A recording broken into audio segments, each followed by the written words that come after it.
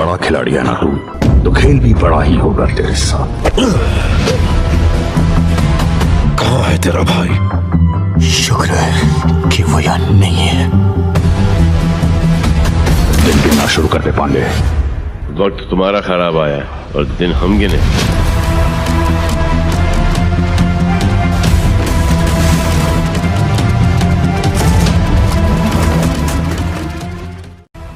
क्या school hijacking से होगा चुलबुल का मुकाबला? क्या चुलबुल को छोड़नी पड़ेगी अपनी पुलिस की वर्दी?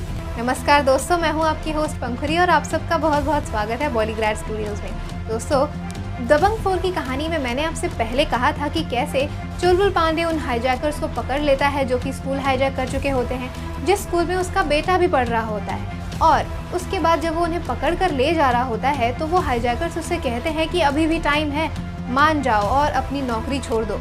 फिर जाते समय एक हाईजैकर उससे ये भी कहता है कि अभी भी खतरा मंडरा रहा है। अब देखिए, जब पुलिस इन सबको पुलिस स्टेशन ले जाती है, चुलबुल पांडे उन्हें खूब कूटता है और उनसे पूछताछ करता है। तभी उसी समय उसके सीनियर का फ़ोन उसे आता है और वो उसे कहता है कि इन हाईजैकर्स को छोड़ दो। चुलबुल समझ जाता है कि सीनियर ये किसी के प्रेशर में बोल रहा है। थोड़ी देर बाद वहाँ पर इंस्पेक्टर मक्खी आता है जो चुलबुल पांडे का भाई है। वो उससे पूछता है कि क्या हुआ। तब चुलबुल कहता है कि स्कूल हाईजैकिंग का केस है और ऊपर से बहुत प्रेशर आ रहा है।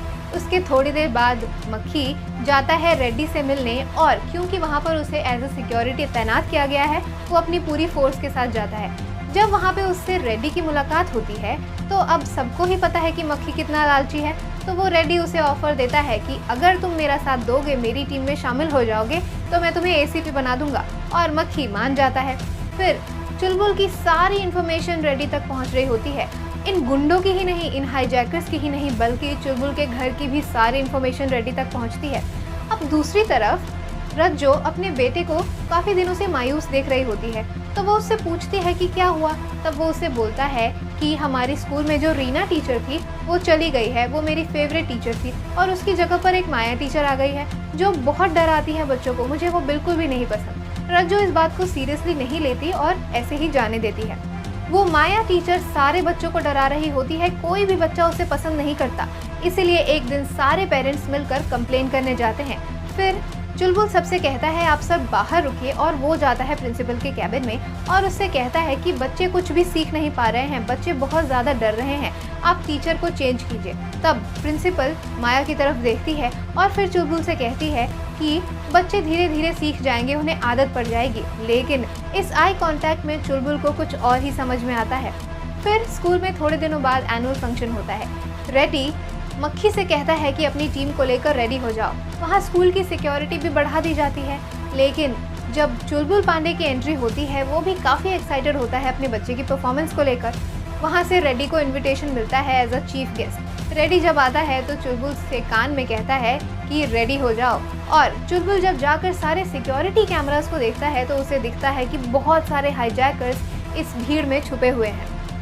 अब सब कुछ तो ठीक चल रहा होता है क्योंकि चुलबुल ने सिक्योरिटी बढ़ा दी थी, लेकिन बीच में तभी गोलियों की आवाज़ आना शुरू हो जाती है।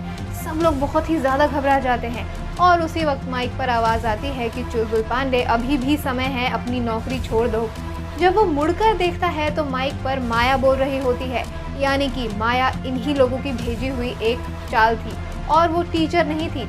रीना टीचर उसे अपना काम नहीं करने दे रही थी, इसीलिए उसे रास्ते से हटाया गया था और उसकी जगह माया ने ली थी। यहाँ तक कि प्रिंसिपल को भी प्रेशर में डाला गया था, उसे भी मजबूर किया गया था ये सब करने के लिए। अब चुलबुल पांडे को सब कुछ समझ में आ जाता है, इसीलिए वो अपने सीनियर्स को फ़ोन करता है और कहता है कि उन हाईजैकर्स को छोड़ दिया जाए। धीरे धीरे करके मक्खी भी इस प्लान में साथ देता है और सारे हाईजैकर्स को पीछे से मुंह दबा दबा कर हटा दिया जाता है। फिर जब सारे हाईजैकर्स को वहां से गायब कर दिया जाता है तब चुलबुल पांडे वापस एंट्री लेता है और रेड्डी से कहता है तुम्हें मेरी नौकरी छुड़वानी है, मेरी वर्दी उतरवानी है, तो अब करो तुम्हें जो करना है। तब रेड्डी मक्खी से कहता है कि अब दिखाओ अपनी बहादुरी, तुम्हें एसीपी बनना है ना। तब मक्खी जोर जोर से हंसने लगता है। दरअसल ये चुलबुल पांडे और मक्खी का ही प्लान होता है जिसके तहत मक्खी रेड्डी की सारी जानकारी चुलबुल तक पहुंचा रहा होता है और फिर ये दोनों भाई मिलकर इस रेड्डी को टैकल करते हैं। तो देखा दोस्तों आपने कैसे मक्खी अब लालची नहीं रहा और एक अच्छा इंस्पेक्टर बन चुका है। दबंग 4 की स्टोरी में बस इतना ही। आगे की स्टोरी में क्या होता है ये हम आपको नेक्स्ट वीडियो में बताएंगे। आज की वीडियो में तो बस इतना ही। अगर आपको वीडियो पसंद आई है तो इसे लाइक कीजिए, शेयर कीजिए और बॉलीग्राड स्टूडियोज को भी जरूर सब्सक्राइब कीजिए। आज की स्क्रिप्ट लिखी है तृप्ति ने।